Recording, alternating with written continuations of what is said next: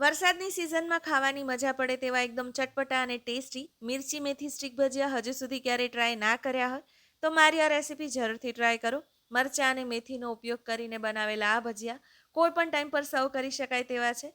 ભજીયા બનાવવા માટે સૌપ્રથમ ઓછા તીખા હોય તેવા મીડિયમ સાઇઝના મરચાં લીધા છે. ધોઈ સાફ કરી કોરા કરી લેવાના છે. આગળનો ભાગ રિમૂવ કરી ઊભા 4 ટુકડામાં તેને કટ કરી લઈશું.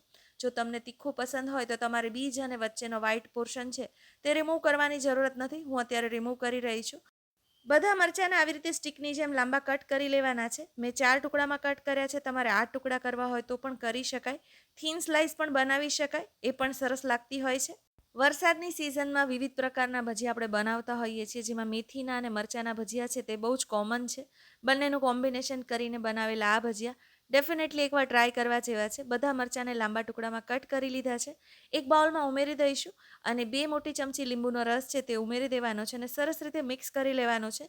મીઠું એડ નથી કરવાનું, માત્ર લીંબુનો રસ એડ કરવાનો છે, જેનાથી મરચાં છે તે થોડા ટેંગી થઈ જશે અને તેનો સ્વાદ ભજીયા બન્યા પછી પણ ખૂબ સરસ આવે છે. પટ્ટી મરચાંના ભજીયામાં પણ મરચાંને આવી રીતે લાંબા કટ કરી અને બનાવાતા હોય છે, પરંતુ તેનું ઉપરનું લેયર છે તે થોડું સિમ્પલ હોય છે. જ્યારે અત્યારે આપણે જે લેયર બનાવવાના છીએ એકદમ ફ્લેવરફુલ અને ટેસ્ટી છે. મરચાંને મિક્સ કરી લીધા છે, સાઈડ પર રાખી દઈશું.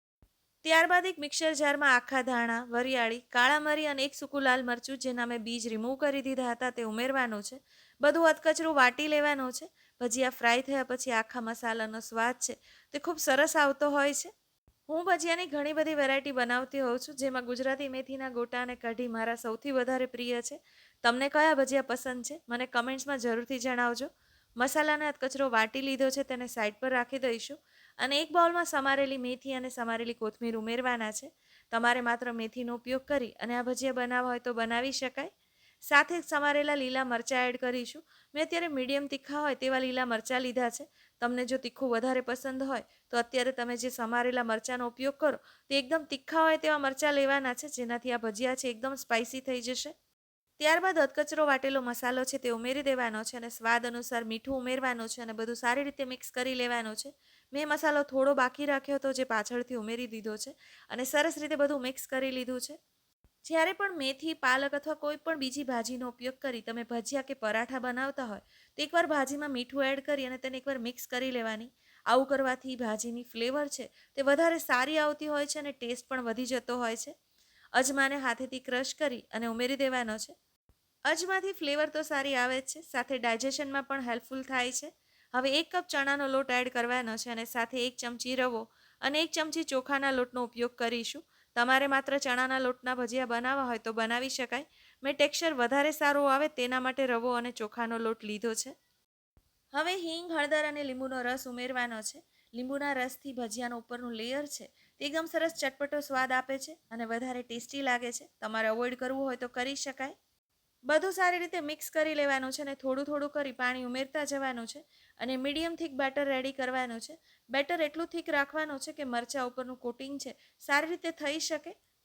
ભજીયા માટેનું બેટર બરાબર બન્યું છે કે નહીં તે ચેક કરવા માટે ચમચીના પાછળના ભાગને ખીરામાં ડુબાડી અને જોવાની છે. કોટિંગ છે એકદમ ઇવનલી થવું જોઈએ. વધારે પડતું થીક અથવા થીન લેયર હશે તો ભજીયા છે સારા નહીં બને.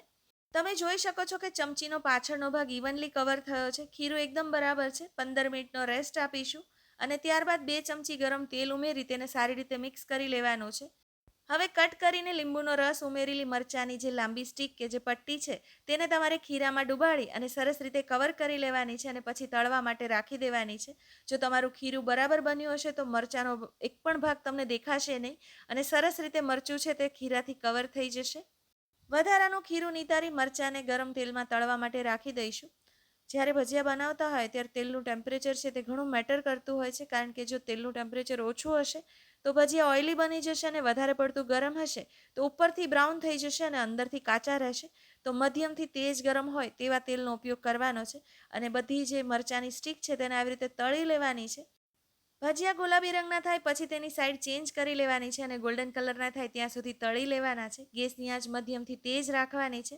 ભજીયા સરસ ગોલ્ડન કલરના થઈ ગયા છે, તેને તેલમાંથી બહાર કાઢી લઈશું.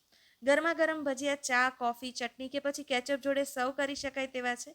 આ ભજીયા વધુ ચટપટા લાગે તેના માટે ઉપરથી ચાટ મસાલો સ્પ્રિંકલ કરીશું. ગરમા ગરમ ટેસ્ટી ભજીયા સર્વ કરવા માટે તૈયાર છે. વરસતા વરસાદમાં તમે પણ ભજીયા બનાવવાનો પ્લાન કરતા હોય તો મારા આ ચટપટા અને ટેસ્ટી મિર્ચી મેથી સ્ટીક ભજીયા જરૂરથી ટ્રાય કરો અને મને કમેન્ટ્સમાં જણાવો કે તમને મારી રેસીપી કેવી લાગી. જો તમને મારી રેસીપી પસંદ આવી હોય તો તમારા ફેમિલી અને ફ્રેન્ડ સાથે જરૂરથી શેર કરો અને મારી ચેનલને સબસ્ક્રાઈબ કરવાનું નહીં ભૂલતા. Thank you so much everyone.